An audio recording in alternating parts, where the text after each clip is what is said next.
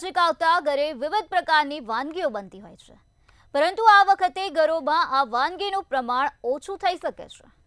આજે બજાર ખુલતાની સાથે ખાદ્ય તેલના ભાવમાં વધારો નોંધાયો છે, જેનાથી તહેવાર ટાણે જ ગૃહિણીઓનું બજેટ ખોરવાઈ ગયું છે। બજારમાં આજે પામોલીન અને કપાસિયા તેલના ભાવમાં ભડકો મુકાયો છે, જેમાં કપાસિયા તેલમાં ડબ્બે ₹75નો વધારો અને પામોલીન તેલમાં સપ્તાહમાં ₹60નો વધારો થયો, તો બીજી તરફ રાયડાના તેલમાં પણ ₹50નો વધારો થયો અને આ સાથે કોપરેલમાં પણ ₹120નો ભાવ વધારો જોવા મળ્યો છે।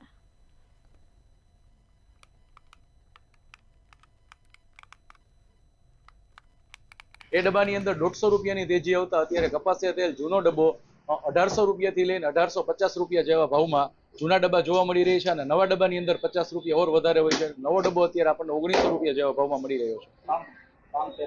પામોલીન તેલની અંદર અત્યારે જૂના ડબ્બાના ભાવ આપણે જોવા જઈએ તો જૂનો ડબ્બો અત્યારે ₹1700ના ભાવમાં મળી રહ્યો છે અને નવો ડબ્બો અત્યારે ₹1750થી ₹1770ના ભાવમાં મળી રહ્યો છે।